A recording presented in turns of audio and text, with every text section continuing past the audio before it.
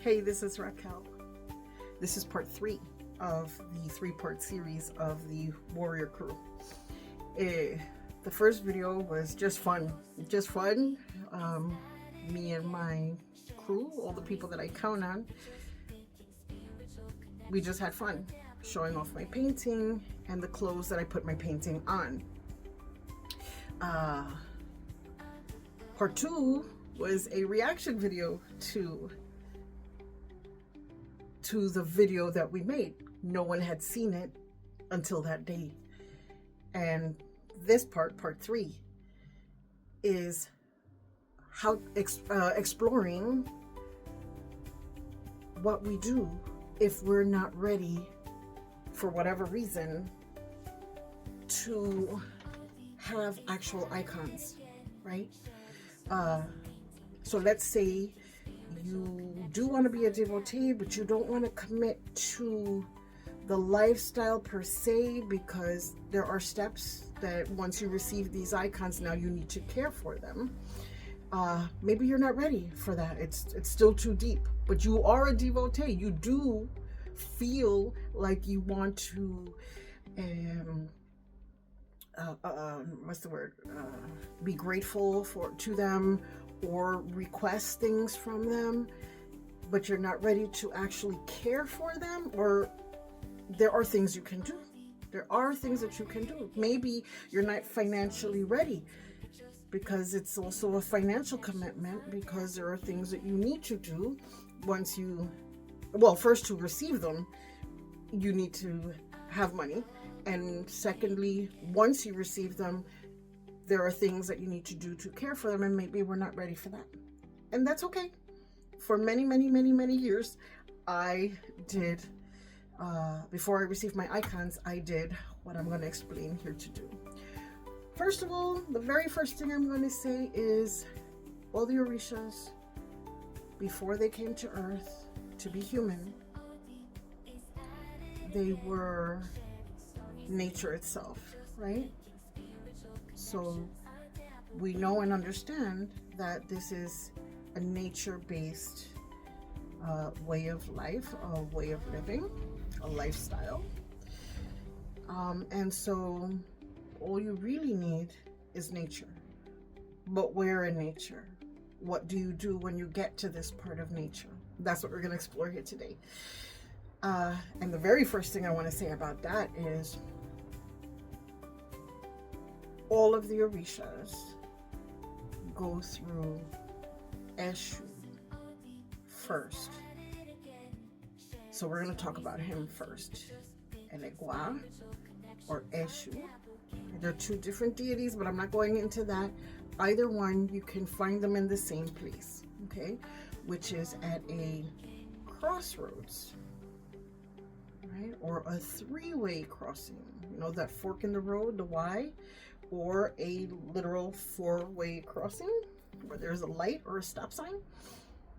That's one place where you can leave messages for the Orisha you want to speak to. Leave it to Eshu with an offering, of course. And then Eshu, or Elegua, will take that message to the intended Orisha. Okay, so that's the first thing I'm going to say.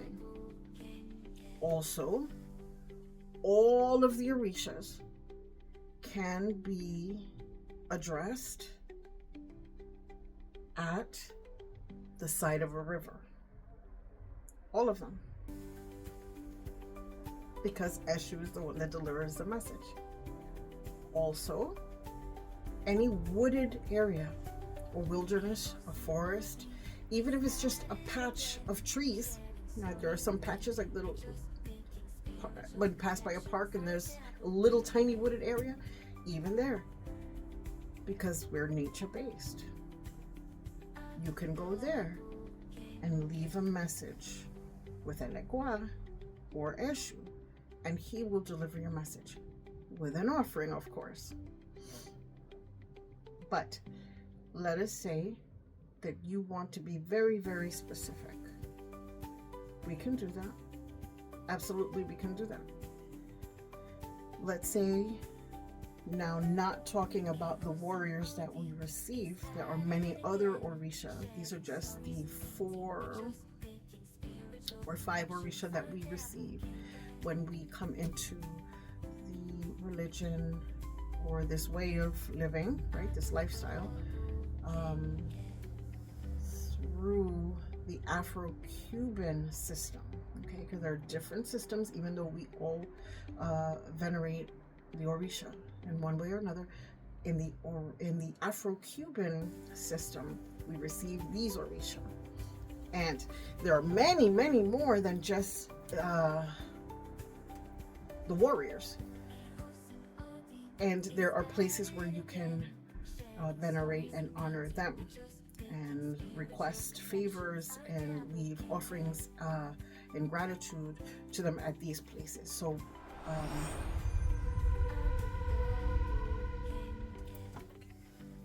I hesitate because I need to share a story here, right? We can't just willy-nilly decide, oh, I'm gonna bring Oshun something. I'm gonna tell you the time that I thought that I was gonna ask her a favor.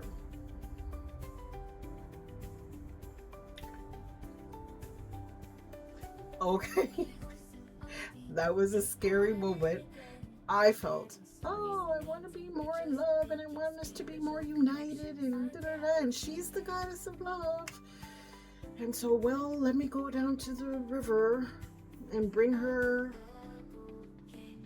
whatever I thought it was that she wanted. I didn't ask her. I didn't get a consultation. I didn't get a divination. Nothing. I just decided on my own that this is what I want, and I know she's the goddess of love, or the the deity who represents love and family situations. And so I was just gonna go down there and deliver her this offering.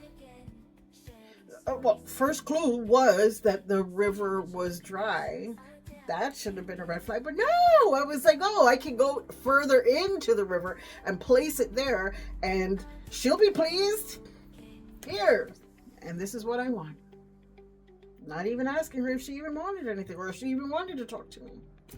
Just did it on my own, and lo and behold, just to say, I nearly died that night. But I'm not going to go into anything further, and I'm not. I don't want to get into it, but I almost died that night. And then after I thought about it, and after I learned about the Orishas and how to approach them, some Orishas we just can't come up to willy-nilly like that and think that it's okay to just walk up on them that way. No, that's not how it works. You get a divination first, and then you bring them an offering if they request it. All right, so now that I got that cautionary tale out of the way, there are Orishas that are much more approachable, so we'll just deal with those, the ones that are much more approachable. Okay, still, you can't just come up on them. I think the easiest one would be Aleyo, because he talks to everybody and he accepts almost every offering. So it's much easier to come and talk to him directly, right? And bring him offerings, and then request that he deliver messages to the Orisha that you really want. So what does that look like in real life? What does that look like? I'm saying all these words and I don't know that it means anything. What does it look like in real life? Let's say I want let's say that same example that I just gave up for myself. I want more love and more family unity in my family, because that's what I'm lacking, right? What's the problem you're trying to solve? That one. I want more love and more comprehension and more unity and more togetherness and more community and all that good stuff. Well, I'll come down to a 3-way corner or a 4-way stop. I'll pause there and I'll have a little something for Aleyo. Aleyo is the easiest. He accepts almost anything, just about anything. Oftentimes, whatever you're eating, you could also offer. But I I would just go get a mini, right? They have these little mini bottles of vodka and Bacardi and all sorts of nice things in little tiny miniature bottles. They're 99 cents or whatever. And you could take that. Or you can leave, what's that other good thing that he likes? In the Afro-Cuban, they like to leave him candy. And so you could leave him candy too. But you could leave him a cigarette, not lighted, just leave it there. Leave it there and have a nice little conversation with Aleyo and say, Aleyo, I'm thinking this is what I need. I need love. I need there to be more family unity in my family. Can you please tell Oshun? Please tell Oshun if she's willing to help me out with that. Here, I'll leave you this. Boom. Set it there. Does it look like polluting? Maybe. But can it be a gift? Maybe. And so I want to say this. If you see anyone pick it up, an animal, pick up the little candy you left there, or if a homeless person pick it up, or somebody, it's quite all right. Eshu is picking that up. Do not look at it any other way. That is Eshu picking up the offering. Do not worry if it's not there. In fact, if it's still there the next day that you're there, you need to worry, was your prayer or your request even heard? Okay, so if it's gone, this is a good sign. Okay, so let's say we're in jail. It's okay, nobody's judging. Okay, we know how many of us get accused falsely for things, so we're not judging here. What I am saying is, let's say you're in a spot where you're not able to come outside into nature. I want to talk on something that not a lot of people acknowledge, okay? And this is not common knowledge. This is something I thought of a few months back, and it was confirmed to me, not through anyone in this lifestyle, not through anyone in Orisha. This was a message that I received, just happened to receive it several weeks after I had already thought about it. Because I live in an apartment. I don't have a backyard. I don't have a place where I can plant things. So sometimes going out in nature is not that easy, right? And a lot of us live that way. So where do I go in nature? And this guy who I listen to from India, he practices something else, but it's still spirituality. He confirmed what I had already been thinking, because I was thinking, I have wood floors. That's nature. And lo and behold, he said the same thing. Your marble countertops, your concrete floor, your cement bricks that are in your wall, your brick walls. Where did all that come from if not nature itself? Now, so I want to put a parenthesis right here, because we have plastic. Okay, plastic. A lot of people don't consider nature, but plastic comes from crude oil. Oil is nature. That's not man-made. That's nature. It used to be oil. So is it in a damaging form right now? Yes. Well, don't you have a negative side? I have a negative side. Talk to me when it's too late and I'm cranky because I need to get some sleep. I'm nasty. Just like that little piece of plastic. Right now, it's in its nasty mode. But if everything has spirituality, everything, my earrings have spirituality, this has spirituality, can't we just talk to it and say, I know you're not in a good space right now. Let's just pretend here. Here's my case. It's made of plastic. I know you're not in a good space right now because you're plastic and you're kind of in a nasty mode, much in the same way that I'm nasty when I'm cranky because I need to sleep. Or some people who get hangry, right? They haven't eaten, so they get angry. Okay, maybe I know what it's like to be in a nasty place. But can you do me this favor? Hold off on that nastiness and do me this favor. and deliver this message, because you at one time, and you when you're in your good space, right, you do good things for us, and you are wonderful, and you are part of nature. Please deliver this message. So even if you are in an apartment, please know and keep in mind that everything in your apartment was at one time a part of nature.